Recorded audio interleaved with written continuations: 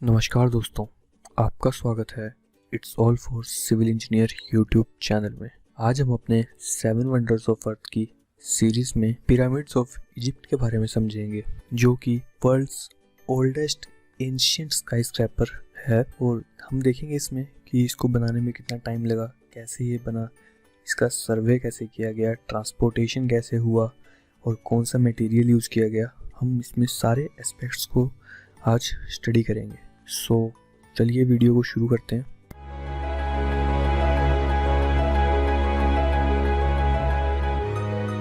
तो गाइस, सबसे पहले तो हम ये समझ लेते हैं कि कुछ लोग ये कहते हैं कि पिरामिड्स जो हैं वो एलियंस ने बनाए थे, बिकॉज वहाँ पे कुछ सिंबल्स मिलते हैं और वो काफ़ी ज़्यादा, जो पिरामिड है वो काफ़ी ज़्यादा प्रिसीजन में बनाया गया है। तो इसलिए लोग कहते हैं कि इनको बनाने के लिए एलियंस का हाथ है। और जो पिरामिड्स की जो कुछ हमारे पास एक शेप बनती है, जो एक डायगोनल पिरामिड्स बनाते हैं सारे आपस में मिल कर के, तो वो एक ओरियन बेल्ट होती है हमारे पास स्पेस में। तो जो स्पेस में फॉर्मेशन होती है स्टार्स की वजह से, ओरियन बेल्ट वो एक डायगोनल स्टार्स का फॉर्मेशन है, वो कुछ इस तरह से लगती है। तो लोगों का मानना ये भी है कि जो हमारे पिरामिड्स जिन्होंने बनाया एलियंस ने, वो वहीं से ही आए थे। तो वो ये चीज़ उस चीज़ को दर्शाती है। तो गाइस, सबसे पहले तो मैं ये आपको बता दूं कि इसको एलियंस ने नहीं बनाया, बिकॉज इस चीज़ के प्रूफ ये मिलते हैं कि अगर आप देखें तो एक हमारे पास पिरामिड नहीं है, दुनिया में काफ़ी जगह पे पिरामिड बनाए गए थे। इजिप्ट में ही आपको 138 पिरामिड दिख जाएंगे। अगर दुनिया के सबसे बड़े पिरामिड की बात करें तो वो मैक्सिको में है, कुछ पिरामिड साउथ अफ्रीका में भी है। तो इसका मतलब कि पिरामिड्स काफ़ी ज़्यादा थे। और ये इससे हमें ये पता लगता है कि जब भी हर एक पिरामिड बनाया गया तो उसके बाद जो प्रिसीजन है वो काफ़ी ज़्यादा अच्छा होता गया। जो फर्स्ट पिरामिड था वो ज़्यादा अच्छी तरह से नहीं बन पाया, फिर सेकंड बनाया, वो ज़्यादा प्रिसीजन से बनाया गया। तो इसलिए हमें ये पता लगता है कि ये मैन मेड स्ट्रक्चर ही है। तो सबसे पहले जो पिरामिड्स बनाए गए थे वो है हमारे पास 2600 BC के अराउंड में उनकी कंस्ट्रक्शन हुई थी। लगभग मॉडर्न हिस्टोरियंस मानते हैं कि एक पिरामिड को बनने के लिए 22 ईयर्स का टाइम लगा था। और इसमें 25,000 से लेके 1 लाख वर्कर तक लगे थे। कोई ये बिकॉज एक एस्टिमेशन और एक थ्योरीज हैं, तो इनका कोई परफेक्ट प्रूफ नहीं है। तो अगर हम बात करें इसके साथ ही, तो जो पिरामिड सबसे पहला बनाया गया था वो एक स्टेप्ड पिरामिड था। जैसा कि इस टाइम आप फोटो में देख पा रहे हैं कि ये स्टेप्ड में बनाया गया था। उसके बाद जो पिरामिड था वो एंगल्स उनके जो हैं वो एंगल्स काफ़ी ज़्यादा गलत एंगल्स पे बनाए गए कुछ।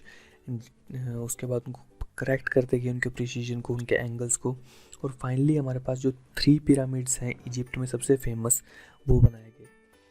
तो यदि हम बात करें कि जो पिरामिड सबसे पहले स्टेप के बाद जो सेकंड पिरामिड जो बनाया गया था वो बनाया गया था 55 डिग्री के एंगल पे। गाइस, समझिएगा बात को कि जितना ज़्यादा एंगल कम होगा उतनी ज़्यादा हाइट बढ़ेगी। ये तो बात समझ में आती है, बट अगर जितनी ज़्यादा हाइट बढ़ेगी उतना ज़्यादा फाउंडेशन पे जो वजन है वो भी बढ़ेगा। तो अगर हम लोग जो एक ओल्डेस्ट पिरामिड को देखें तो उसको 55 डिग्री के एंगल पे बनाया गया और उसकी जो कॉर्नर्स थे उस पर फाउंडेशन की गई स्टोन से, और सेंटर में फाउंडेशन की गई हमारे पास क्ले से। तो जैसे जैसे उसको जितना ज़्यादा उसको एंगल काफ़ी होने के कारण जैसे जैसे वो बन रहा था, तो जो उसका सेंटर था उसमें क्रैक्स फॉर्मेशन होना शुरू हुआ। तो जो वहाँ पे वर्कर्स थे उन्होंने दिमाग लगाया और उसके एंगल को थोड़ा सा टॉप से कम कर दिया, जैसा कि इस टाइम आप पिक्चर में देख पा रहे हैं। तो उस पर जैसे ही एंगल कम किया तो उससे उसकी प्रॉब्लम सॉल्व हो गई। तो इससे ये चीज़ समझ आता है कि उन्होंने विद रिस्पेक्ट टू टाइम अपने आप को इम्प्रूव किया। यदि हम बात करें गाइस पिरामिड की हाइट की, सबसे पहले तो जो पिरामिड की हाइट है वो अप्रोक्सीमेटली हर एक पिरामिड की जो हाइट है वो 146 मीटर के अप्रॉक्स है। मतलब कि 48 स्टोरी बिल्डिंग्स के इक्वल उनकी हाइट थी। उन्होंने एस्ट्रोनॉमिकल सर्वे का सबसे ज़्यादा यूज़ किया, पोलर स्टार को उन्होंने सबसे ज़्यादा यूज़ किया अपनी कंस्ट्रक्शन के दौरान। उसके बाद सर्वे करने के बाद सबसे पहला काम था फाउंडेशन का। फाउंडेशन के लिए उन्होंने क्या किया कि जो कॉर्नर्स थे, बिकॉज वो ये चीज़ जानते थे कि सबसे ज़्यादा इंपॉर्टेंट है हमारे लिए कॉर्नर, और वो विद रिस्पेक्ट टू टाइम उसको प्रिसाइजली वर्क भी कर रहे थे।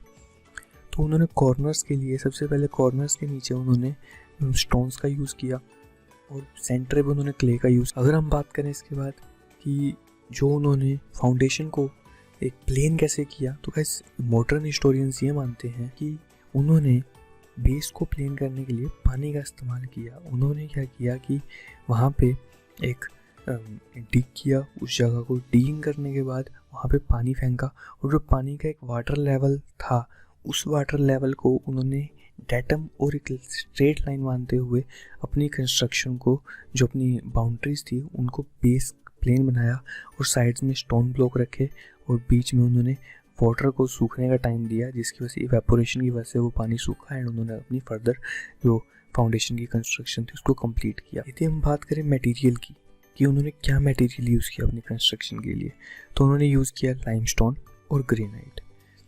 और मोर्टार के लिए उन्होंने कनेक्टिविटी के लिए जो उन्होंने लाइमस्टोन को जोड़ा और ग्रेनाइट को जोड़ा, तो उन्होंने उसके लिए यूज़ किया जिप्सम को। और उन्होंने जो कटिंग के लिए टूल यूज़ किए वो थे कॉपर का टूल, बिकॉज उस टाइम तक आयरन एज आई नहीं थी, उस टाइम कॉपर हुआ करता था। उन्होंने कॉपर के ही चीज़ल्स बनाए, कॉपर की उन्होंने सॉ बनाई, बिकॉज जो कॉपर की चीज़ल से वो लोग लाइमस्टोन को कटिंग करते थे। कटिंग करने का जो टूल मेथड है कि लाइमस्टोन को वो सेंटर पे बड़ी प्रिसाइजली हिट किया करते थे और हिट करते करते वो जो स्टोन था एक बड़ा ब्लॉक हुआ करता था, 50 टन्स के अप्रॉक्स उसका साइज़ हुआ करता था, वो धीरे धीरे कट होना शुरू हो जाता था। वो चारों साइड से उसको धीरे धीरे करके चीज़ल से हिट किया करते थे उसके सेंटर पॉइंट पे और वो टूट जाता था। और जो ग्रेनाइट था, इस ग्रेनाइट जो है वो कॉपर से नहीं टूटता, कॉपर चीज़ल से तो वो कभी नहीं टूटेगा बिकॉज वो हार्डेस्ट रहता है थोड़ा सा लाइमस्टोन से।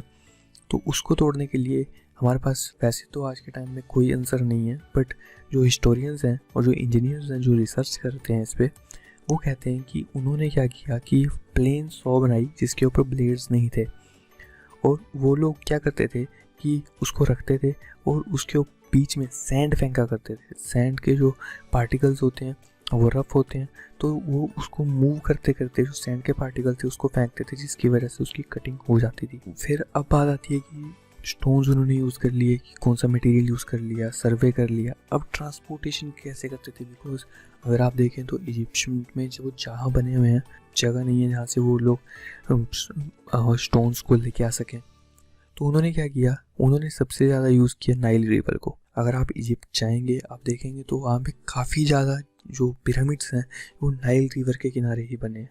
तो सबसे ज़्यादा वो यूज़ करते थे अपनी ट्रांसपोर्टेशन के लिए नाइल रिवर को। नाइल रिवर में वो बोट के थ्रू उसको खींचते थे, उसके अंदर मटेरियल को लोड करते थे एंड एनिमल्स की हेल्प से उसको खींचते थे।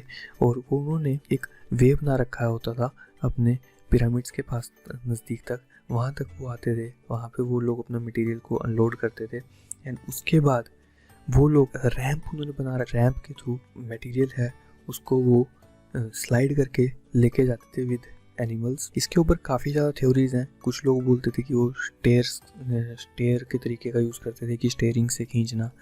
सेकंड, वो पानी का यूज़ करते थे कि पिरामिड के ऊपर तक पहुंचाते थे। बट जो सबसे ज़्यादा एक्सेप्टेड हमारे पास है वो यही है कि उन्होंने रैंप बना रखा था। सो यही था आज का हमारा topic. Thanks for watching this video.